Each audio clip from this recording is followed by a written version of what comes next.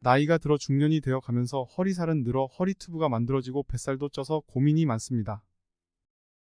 그와 더불어 점점 다리와 엉덩이의 근육은 줄어 하체에 힘도 없어지고 몸매 라인도 엉망이 되기 시작합니다. 허벅지, 엉덩이 근육들, 하체 근육이 중요하다는 이야기들은 많이들 들어보셨을 겁니다.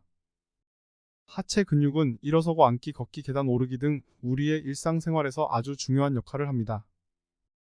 또한 하체 근육이 약해지면 제대로 걷고 서고 뛰는 게 힘들며 그로 인해 허리나 무릎, 골반의 통증까지 유발될 수 있습니다.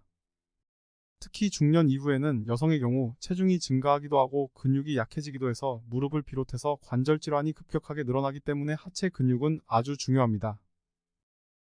오늘은 엉덩이, 허벅지, 종아리 하체 근육의 중요성에 대해서 자세하게 알아보도록 하겠습니다. 근육은 우리 몸을 지탱해주는 기능을 비롯해서 에너지 대사와 연관이 아주 깊기 때문에 다이어트를 할 때도 많이 언급되는 것이지요. 근육은 열을 만들어내는 곳이기도 하고 몸을 보호해주는 기능도 있을 뿐만 아니라 혈액순환과도 연관이 되어져 있어서 당뇨, 고혈압 등 성인병들과도 상관관계가 있는 것으로 과학적으로 잘 알려져 있습니다.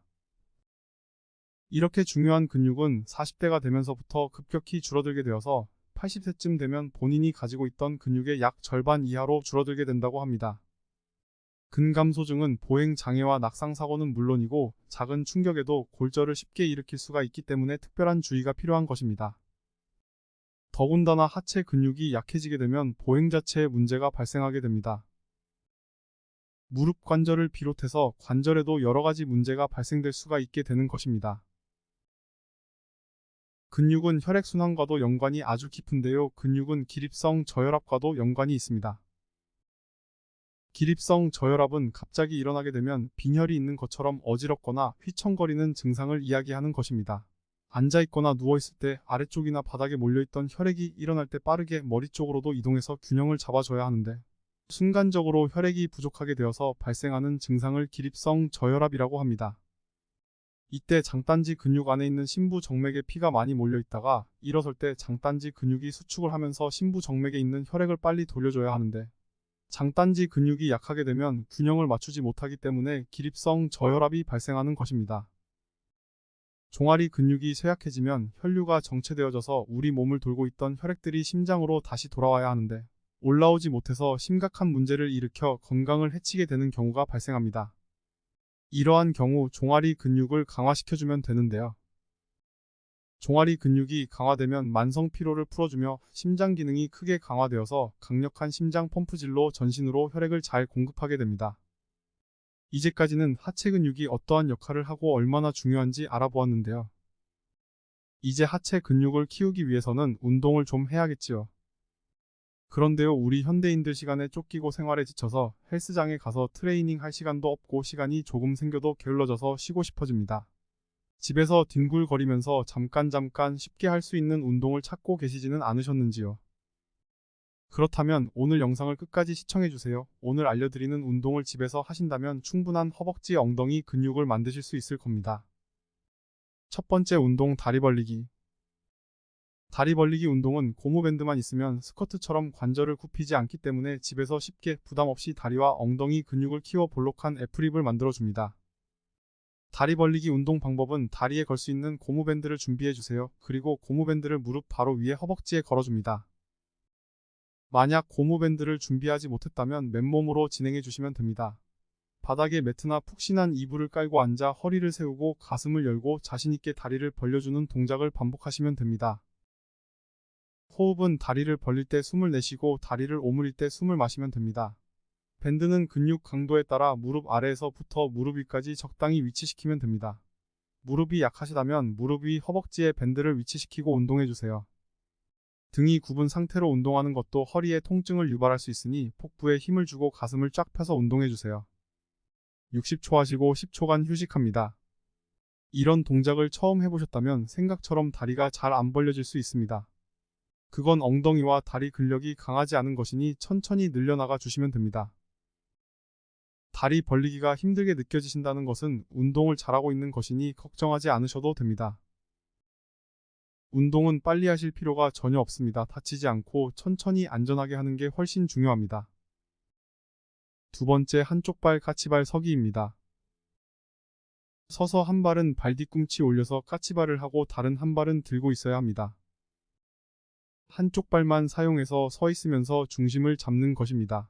근육이 충분히 만들어지기 전에는 중심 잡기가 쉽지 않아요. 처음에는 두 발로 뒤꿈치 들기부터 하세요. 천천히 발 뒤꿈치를 서서히 들었다 내렸다를 하시면 됩니다. 올린 상태에서 2초에서 3초 정도를 멈췄다가 다시 서서히 내리시면 되는데요. 이때 주의하셔야 될 부분은 발 뒤꿈치가 바닥에 완전히 닿지 않도록 들고 하시는 것들이 효과적입니다. 전철을 타면서 전철 손잡이를 잡고 하시는 분들 가끔씩 보곤 합니다. 엘리베이터 안에서도 가능하고요. 업무를 보시다가 잠깐 휴식할 겸해서 까치발 들고 서 있으시면 되고요. 수시로 자주 하시는 것이 아주 좋습니다. 이 동작이 능숙해지면 벽을 짚지 않고 양쪽 골반에 손을 얹어 놓으신 상태로 하시면 되고요. 자주 하시면 종아리 근육, 무릎을 감싸고 있는 근육들이 강화될 수 있는 아주 좋은 운동이 됩니다. 세 번째 운동, 덩키킥 운동입니다.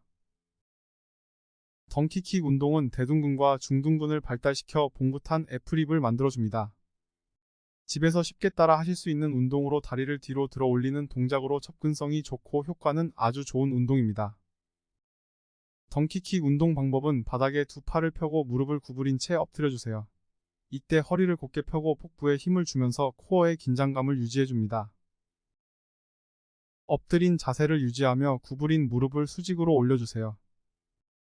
상체를 고정한 상태로 올려야 척추 기립근이 개입되며 좌우 주변 근육까지 운동할 수 있습니다. 덩키킥은 한쪽당 30초씩 60초간 합니다. 10초 쉬고 그렇게 3세트를 하시면 됩니다.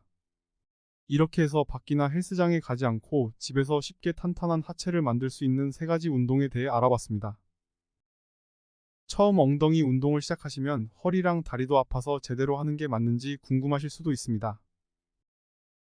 하지만 걱정하지 않으셔도 괜찮습니다. 잘 안 쓰던 근육을 사용하는 것이니 아주 자연스러운 현상입니다.